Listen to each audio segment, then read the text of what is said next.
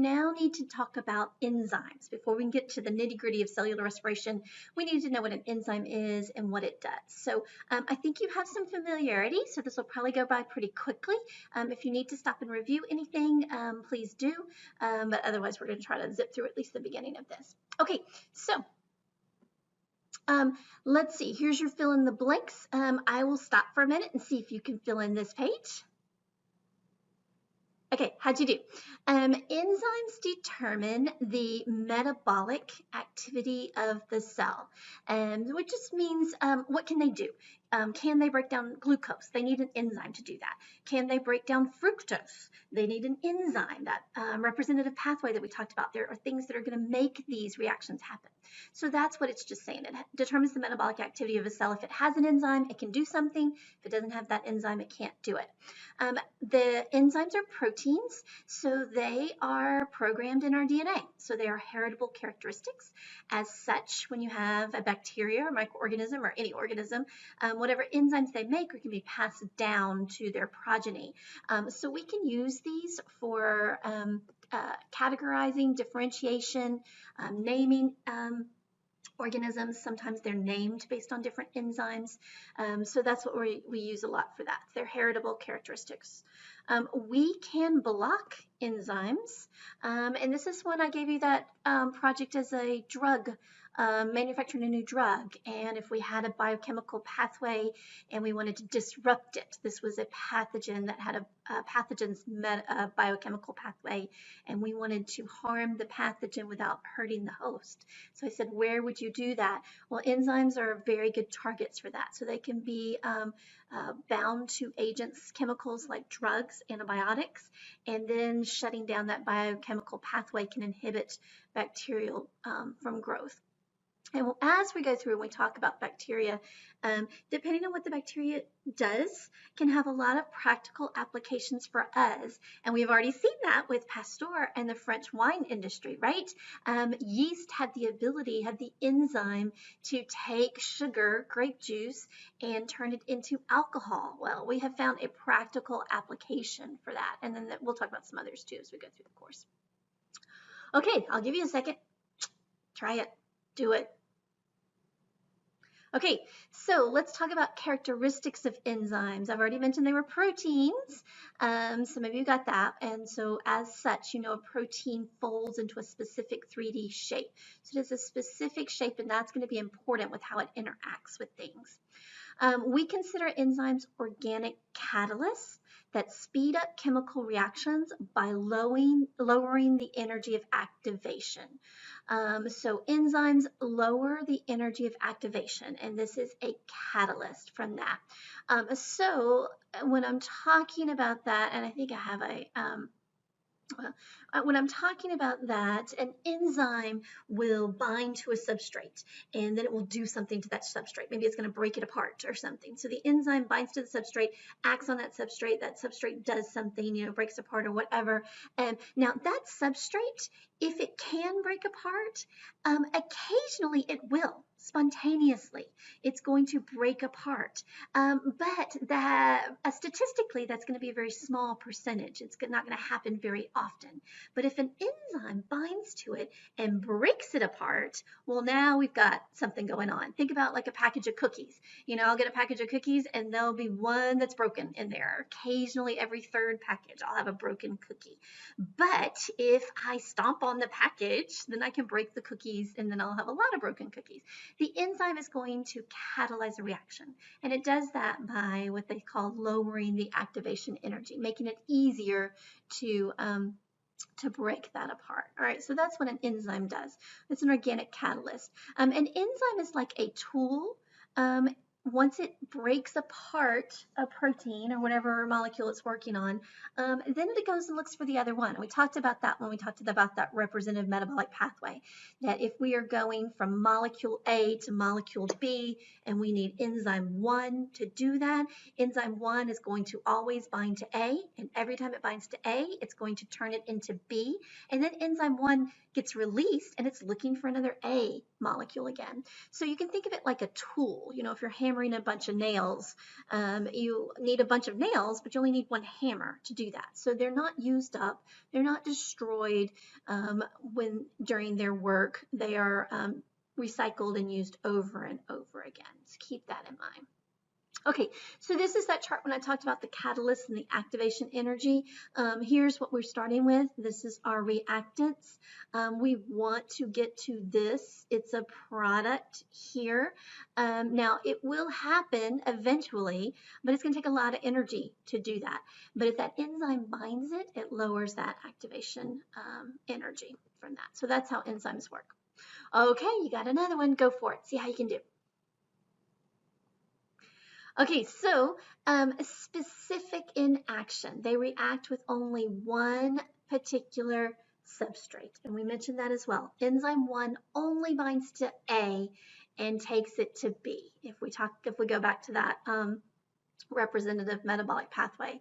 Do you have your notes out in front of you? Can you refer back to that? It would be helpful. All right, so specific in action reacts only with one particular substrate. So enzymes are specific, and we said when we were doing alternative pathways that we couldn't make enzyme 1 do something different. Enzyme 1 only bound to A and turned it into B, so it's very specific. Substrate is just a vocabulary term. A substrate is what binds to the active site. And let me show you, I drew that one out on my thing. So if this is my enzyme here, it is a protein, it's in a specific 3D conformation, there's going to be a place within that protein on my Pac-Man enzyme here that's going to bind to a molecule. This molecule has a proper name. It may have a name in the pathway. It may be the precursor or one of those intermediates, but it also has a name in relationship to the enzyme.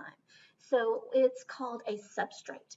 A substrate is a general name for any molecule that's going to bind, that the enzyme is going to bind to. So substrate is the name of the molecule.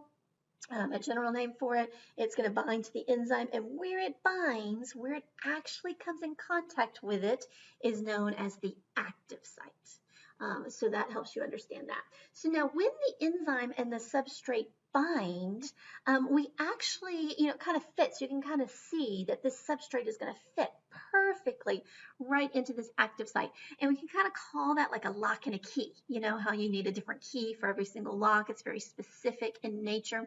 And that works, but I also want you to think about it as kind of a magic key, a Harry Potter key, a cartoon key. If you can think of a cartoon where where you're going to put the key in the lock, and when it does that, like the lock is going to change and like meld to the key. That's called an induced fit. And that's what happens when I have my Pac-Man enzyme and I have my substrate. When they come together, Pac-Man kind of gobbles it. It kind of melds to it. And that's called an induced fit model. So let's go back to this and fill that in. So it's going to bind to the active site and it's going to fit like a lock and key, but do remember that it's a magic lock and key and you get that induced fit. Enzymes are heat sensitive. Remember, they're proteins, so if you raise up the heat, they are going to denature from that. They are also sensitive to pH. You know this because you've cooked eggs in the morning. You crack an egg on the and the protein, the egg white, is going to change when you heat it. It's a permanent change. When you cool down the eggs, you don't get that egg white to come back. It is a permanent change. So enzymes are denatured, and they're also pH sensitive, and that also will denature enzymes. And you know this because of pickles. If you put a cucumber in a acid of vinegar, then you can turn it into pickles. So that is also something that you know. All right, so this is a picture, and this is going to show you my locking key and the induced fit. There's my substrate, there's the enzyme, there's the active site, and you can see how that enzyme kind of melds to it.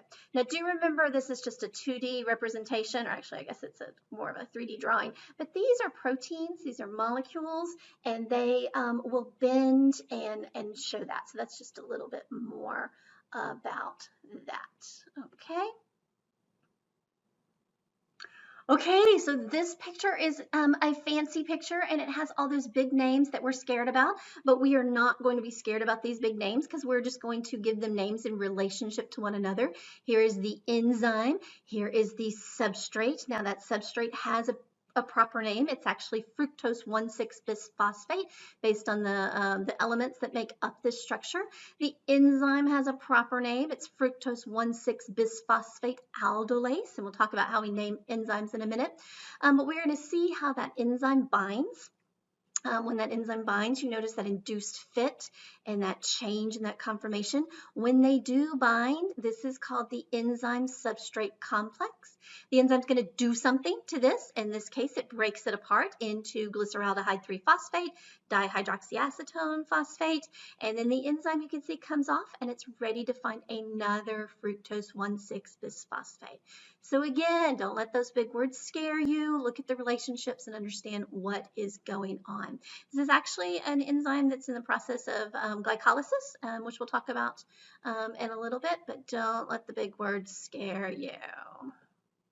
Okay, so let's do cofactors really quickly, so take a minute. Okay, how many could you fill in? Let's work through and see where your holes are. Cofactors are necessary to activate some enzymes.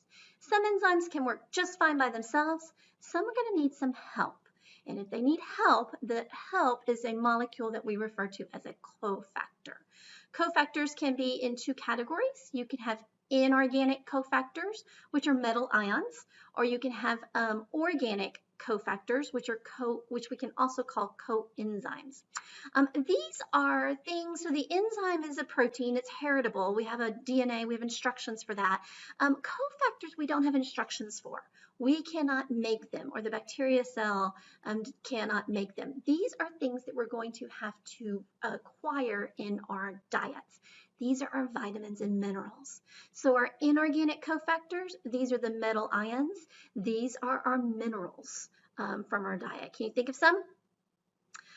Zinc, copper, iron, magnesium, any things of those nature. Those are minerals. And they work, and I will show you this, by forming a bridge between the substrate and the enzyme, and it's based on charge. So a cofactor will come in and bind to the enzyme. So this red piece right here, this is my inorganic cofactor. It's copper, magnesium, something here, and it's going to fit in with this enzyme. It's got a place where it's going to fit. It has a charge, and it's going to interact with the substrate, and the substrate is going to have an opposite charge, and that is going to facilitate this interaction. It helps that enzyme to bind to the substrate. So that's how inorganic cofactors work. If this enzyme needs a cofactor to work, it's going to always need that cofactor.